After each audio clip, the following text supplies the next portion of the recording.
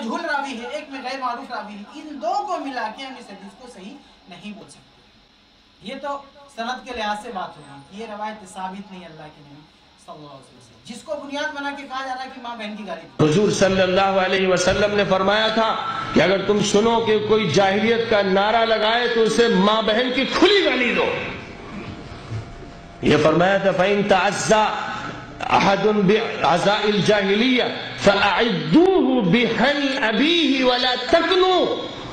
حضور فرما رہے ہیں جن سے زیادہ بااخلاق اور شرمیلا اور حیادار کوئی انسان نہیں، وہ فرما رہے ہیں جو جاہلیت کے نعرے لگائے، آپس میں تفریق کرے اور دشمن سے دوستیاں رچائے اور اپنوں پر ہاتھ ڈالے اور جو اہل علم اور اہل دین ہو ان کے پیچھے پڑے، ان کا تعاقب کرے، جو اس طرح کے کردار کا حامل ہو اور جاہلیت کی نعروں کی بات کرے، فرعونیت کا نعرہ لگائے، قبیلے کا نعرہ لگائے، علاقائیت کا نعرہ لگائے، مسلکوں کی بنیاد پر تفریق کر کے امت کو توڑے، فرمایا کہ اسے سری ماں بہن کی گالی دو۔ اپنے آپ کو مفکر ملت، امام ملت سمجھتے، کہتے ماں بہن کی گالی دو۔ اس حدیث کا حوالہ دیکھیں جو ثابت نہیں ہے۔ اچھا آئیے اس حدیث کا ترجمہ بھی دیکھ لیتے ہیں کہ اگر مان لو کہ حدیث صحیح ہے، ثابت ہے، تو اس کا مطلب کیا؟ اس میں یہ ہے کہ ماں بہن کی گالی دو؟ اس حدیث میں کیا وہ بھی دیکھ لیں آپ۔ حدیث کا ترجمہ ہے کہ من تعزى بعزاء الجاہلیہ، کہ جو شخص جاہلی تکبر میں مبتلا ہو، گھمنڈ کرے، یعنی کہ جاہلیت کا کوئی بھی کام کرے تو اس کو وہ جواب دینا ہے۔ من تعزى بعزاء الجاہلیہ، یہاں ایک خاص عمل کا حوالہ ہے کہ جو جاہلی تکبر اور کبر کا اظہار کرے۔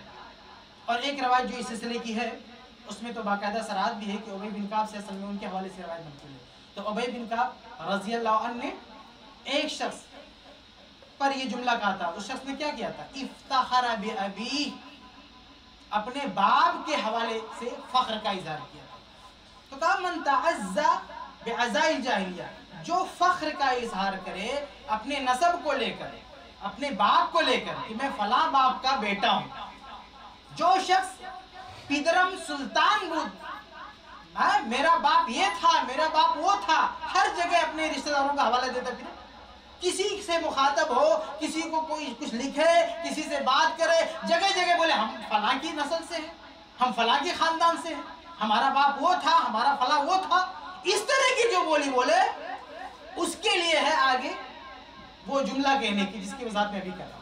تو سب سے پہلے حدیث کا ابتدائی ٹکڑا لے، وہ ہے کیا؟ من تعزى بعزاء الجاہلیہ، اور روایت میں کیا؟ افتخر بابی، اپنے باپ کا ذکر کر رہے، اس نے فخر کیا تھا باپ کا حوالہ دے کر، میرا باپ یہ ہے۔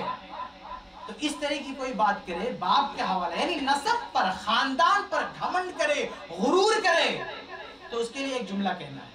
اب یہ جملہ کیا؟ اب یہ تو سمجھ میں آ گیا نا کہ کس ادا پر اور کس عمل پر آگے کا جملہ بولنا۔ عمل کیا ہے؟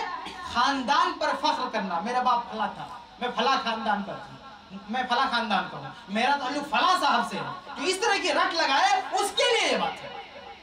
سب کے لیے نہیں کہ جس سے بھی ہمارا اختلاف، اس کے لیے وہ جملہ بولنے بیٹھ جائے۔ جو ہمیشہ اپنے باپ داداؤں کے چرچے میں لگا رہے، اپنا سلسلے میں سب ہمیشہ وہاں تک پہنچاتا رہے اور گھمنڈ کرے اس پر، اس کے لیے بات ہے۔ ابھی آگے کیا ہے کہ جو یہ کام کرے اس کو جواب کیا دینا ہے؟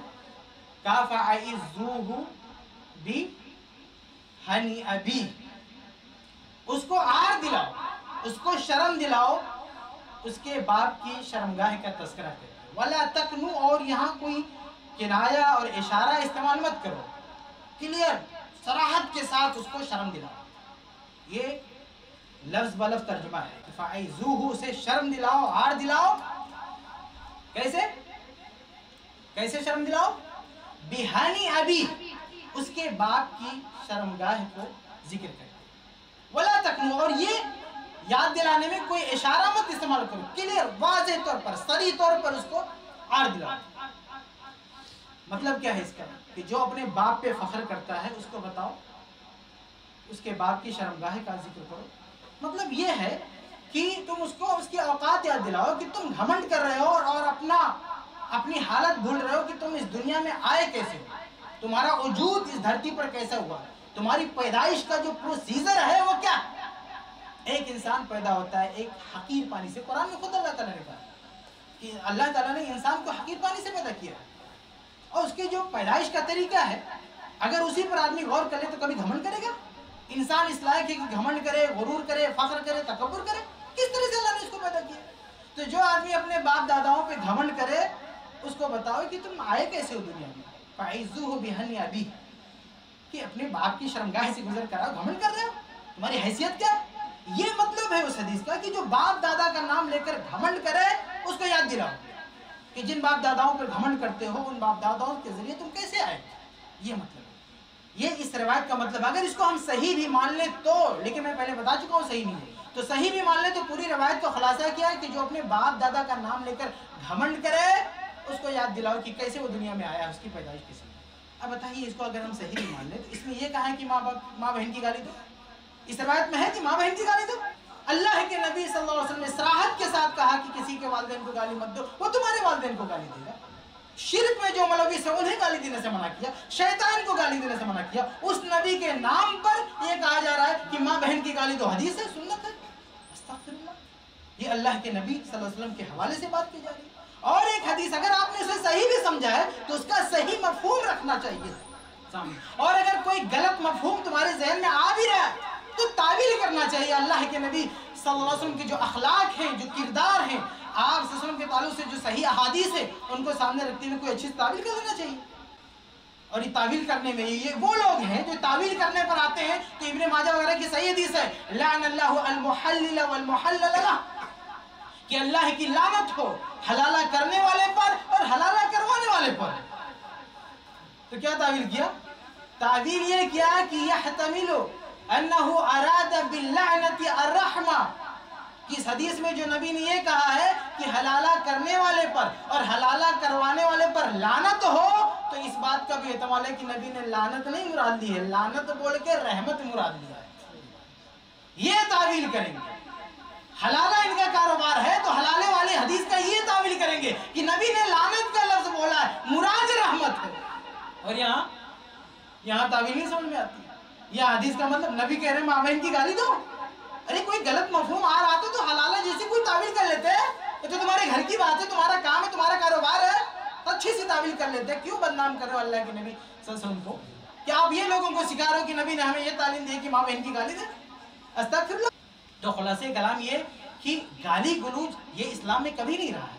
کسی سے اختلاف ہو جائے، اختلاف کرے آدمی، مار پیٹ تک بھی پہنچ گیا، قتل خروجی تک پہنچ گیا، لیکن گالی گلوچ یہ کبھی بھی اس کے مسئلہ ہے. اور گالی گلوچ کا مسئلہ نہیں ہے، مسئلہ یہ ہے کہ اسے اللہ کے نبی صلی اللہ علیہ وسلم کی طرف منسوب کیا جا رہا ہے کہ نبی نے ایسی تعلیم دی ہے، ایسا کہا ہے. تو میں نے یہ حقیقت آپ کے سامنے بیان کر دی کہ یہ سب سے پہلی بات میں نے آپ کے سامنے یہ رکھی کہ اللہ کے نبی نے خصوصی طور پر والدین کو گالی دینے سے منع فرمایا. دوسری بات یہ بتائی کہ جو حدیث کو لے کے یہ کہا جا رہا ہے کہ ماں بہن کی گالی دے سکتے ہیں وہ حدیث ضعیف ہے. تیسری بات یہ بتائی کہ اگر ہم اس حدیث کو صحیح بھی مان لیں تو اس حدیث کا یہ مطلب نہیں کہ ماں بہن کی گالی دے. تو یہ چند باتیں تھیں. آج یہ بہت زیادہ شور ہنگامہ ہو رہا ہے اس پر، اس لیے میں نے آپ کا زیادہ وقت لے لیا، معذرت چاہتا ہوں. اللہ سے دعا ہے کہ اللہ تعالیٰ ہم سب کو اللہ کے نبی صلی اللہ علیہ وسلم کی صحیح اور ثابت سنتوں پر عمل کی توفیق عطا فرمائے.